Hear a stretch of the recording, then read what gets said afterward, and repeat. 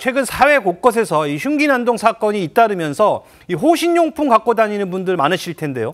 자, 누군가 나에게 흉기를 들이댔을 때 어디까지 또 어떻게 대응을 해야 하는 걸까요?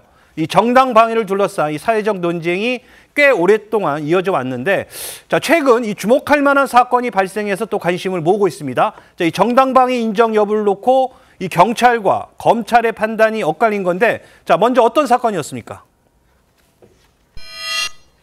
허 변호사님, 어떤 사건이었습니까? 일단 지난 5월 대전의 한 편의점 앞에서 있었던 일인데요. 먼저 CCTV 영상부터 보시겠습니다. 흰색 옷을 입은 이 70대 남성 취객이 주황색 옷을 입은 젊은 남성에게 달려드는 영상이 있는데요. 손에는 흉기가 있습니다. 저 흉기예요? 그렇습니다. 흉기에 다리가 찔린 젊은 남성, 지금 찔리는 장면을 저희가 미처 보여드리지 못하고 있는 상황인데요. 겨우 피했고 흉기를 든 취객이 또다시 다가옵니다. 그러자 배를 발로 차서 넘어뜨린 건데요. 이후 쓰러진 취객을 한 번 더 발로 찬 뒤에 흉기를 빼앗았습니다. 흉기를 빼앗은 젊은 남성이 자리를 피하면서 사건이 끝이 났습니다.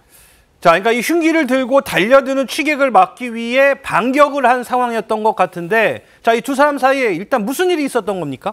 네, 일단은 이 70대 남성 2명이 편의점 앞에 있는 그 탁자 같은 게 있잖아요. 거기서 그냥 누워서 잠이 들었다고 합니다.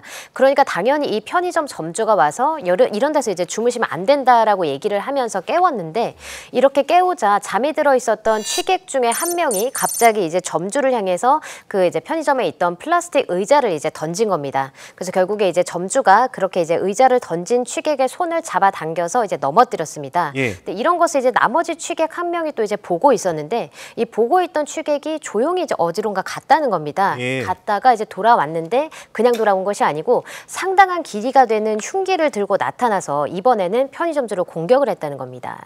자, 그러니까 이 정리를 해보면요. 자, 먼저 공격을 한 것도 또 흉기를 들고 달려든 것도 다 이 취객 일행이었다는 건데, 자, 그런데 말입니다. 아이러니하게도 피의자로 입건된 건 이 취객이 아니라 편의점주였다고요? 엄밀하게 말하면 저 취객도 피의자로 입건이 되긴 했는데요. 일단 지금 생각을 해보시면 그 흉기를 든 남성이 술 취해서 자기를 공격해서 칼로 한번 찔리기도 했고, 겨우 막아내고 이제 아침에 잠을 깨고 일어나서 어제 술 취해서 그랬으니까 사과하러 오겠지 정도로 생각을 했는데 연락은 경찰에서 왔습니다. 피의자로 입건이 됐다고. 그러니까 이게 좀 굉장히 황당한 상황이잖아요. 이거 내가 오히려 치료비를 받아야 되는 상황에서 갑자기 내가 지금 뭔가를 상대방한테 가해를 했다고 지금 입건이 됐다고 하니까 편의점주 입장에서 너무 억울하죠. 흉기를 한 대 맞고, 그리고 내가 그걸 막지 않고 그대로 공격을 당할 수도 없는 상황이고, 그리고 흉기를 뺏기 위해서 조금 추가 공격을 했던 것인데, 이제 그래서 이제 주변 사람들한테 내가 이렇게 억울한 일을 당했다 얘기를 하니까 주변인들이 이런 얘기를 하더랍니다. 그때는 도망갔어야지. 도망을 가라. 이게 예를 들어서 이런 거예요. 그냥 누가 공격할 때 막기만 하면 정당방위인데 내가 공격을 하는 순간 추가적인 공격이 되기 때문에 사실 우리나라 법제하에서 정당방위 잘 인정이 안 됩니다. 그러다 보니까 일단 경찰에서 피의자를 입건해서 굉장히 억울한 상황이 됐던 겁니다. 자, 그러니까 이 흉기 공격을 당한 뒤에 이 발길질을 한 남성, 이 경찰에서는 정당방위가 아니다 이렇게 판단을 했던 건데요. 자, 그런데 이 검찰의 판단은 또 달랐다고요? 네, 경찰은 일단 편의점주의 행동을 상해죄로 보고 검찰로 송치를 했는데, 검찰은 이게 정당방위였다라고 판단을 한 겁니다. 결국에는 불기소 처분이 난 건데요. 정당방위라고 하는 것은 우리 법에 요건이 있습니다. 부당한 신체에 대한 침해, 급박한 침해, 현재의 침해에 대항하기 위해서 이루어진 행위여야 하고요. 그 대항의 상당성이 있어야 된다고 얘기를 하고 있거든요. 근데 이 상당성이라는 게 상당히 애매한 기준일 수 있습니다. 그런데 이 애매한 기준을 설정한 이유가 뭐냐면 이 상황마다 구체적으로 타당성을 판단할 여지를 열어두기 위한 것이거든요. 그런데 미국과 달리 우리나라는 상당히 이 상당성의 기준 범위를 상당히 좁게 인정을 하고 있기 때문에 이 부분에 있어서 정당방위가 인정이 되지 않는 경우가 많아서, 특히 최근에 흉기난동 사건과 맞물려서 이 부분을 좀 더 폭넓게 해석해서 어떤 정당방위에 대한 인정을 좀 더 넓혀서 좀 자기의 신체에 대한 위험을 방어할 수 있는 상황을 만들어주자, 이런 얘기들이 나오고 있어요. 그리고 지금 특히 이 사건 같은 경우에는 편의점주가 흉기에 찔린 이후에 자기가 방어할 수 있는 영역의 범위 내에서 자기 신체의 일부, 그러니까 발로 방어 행위를 했다는 거거든요. 방어 행위를 넘어선 추가적인 공격 행위까지 나간 사실이 없다는 겁니다. 거기다가 취객의 흉기를 빼앗은 이후에 더 이상 물리적 공격을 하지 않았기 때문에 이 부분에 대해서는 상당성이 인정된다고 검찰이 판단한 걸로 보입니다.